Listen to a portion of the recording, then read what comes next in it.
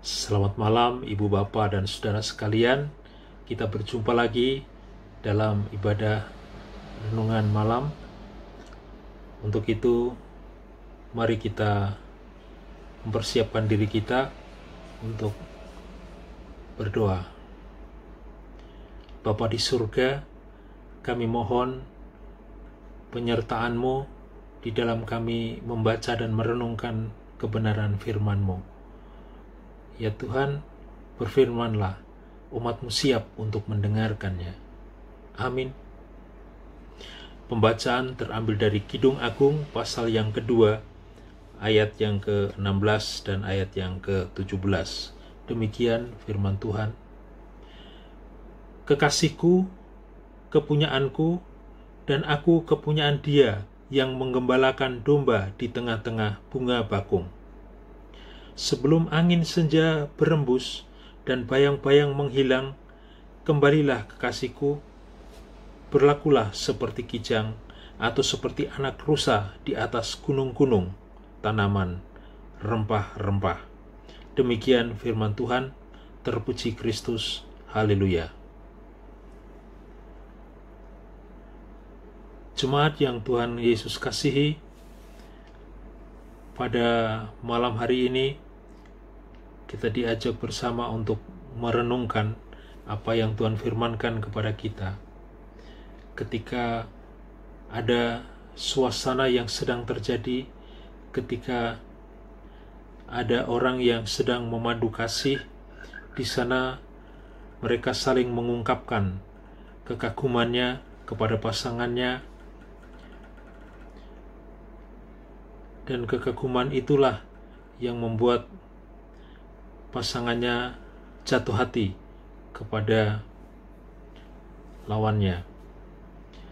Nah, Ibu Bapak dan saudara-saudara yang Tuhan kasihi, pembacaan kita dalam kitab Kidung Agung ini pun digambarkan seperti sepasang muda-mudi yang sedang duduk-duduk di bangku taman, kemudian sedang memadu kasih di sana.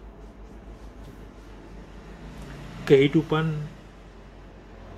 kita sebagai umat Tuhan pun dalam kekuatan memadu kasih ini, bagaimana kita mengungkapkan cinta kasih kita kepada Tuhan dengan penuh.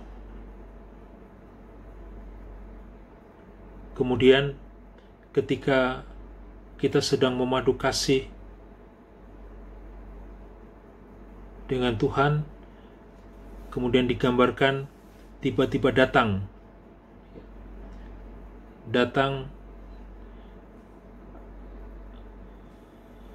hewan yang merusak suasana itu. Ya, digambarkan dalam bacaan ini tidak ubahnya seperti serigala atau binatang buas yang lainnya yang hendak merusak tanaman di tempat itu. Nah, Ibu Bapak dan saudara-saudara yang kekasih dalam Tuhan, itu menggambarkan ketika kita mengungkapkan jatuh hati kita kepada Tuhan, kita menggebu-gebu, kita mengagung-agungkan Tuhan sebagai tidak ubahnya seperti pasangan kekasih kita. Kemudian ada sesuatu yang datang menimpa kita, bahkan merusak suasana itu. Kadang bisa menjadikan kita tidak bisa mengungkapkan suasana hati kita dengan sepenuhnya, bahkan bisa saja kita menjadi takut, kemudian kita tidak ungkapkan memadu kasih dengan Tuhan, sehingga kita lari dari suasana itu, kemudian kita meninggalkan Tuhan. Nah, Ibu Bapak dan saudara-saudara yang Tuhan kasihi, dalam kehidupan kita yang sekarang ini boleh kita jalani, ya, kita boleh menikmati bagaimana cinta kasih Tuhan dinyatakan di dalam kehidupan kita, yang semestinya harus kita respon dengan baik, dengan penuh keagungan, bahkan mengagung-agungkan Tuhan kita. yang telah nyata kasih-Nya diberikan kepada kita. Tetapi di tengah-tengah suasana bencana seperti COVID yang terjadi saat ini, memang kita diharuskan untuk menjaga jarak dengan sesama yang lain. Tetapi ini semua memang mengubah kebiasaan-kebiasaan kita, rancangan-rancangan kita menjadi batal karena suasana ini. Tetapi Ibu Bapa dan saudara-saudara, suasana yang seperti ini tidak mengharuskan kita untuk menjauh, meninggalkan Allah, bahkan tidak mengagumi Allah di dalam kehidupan kita. Tetapi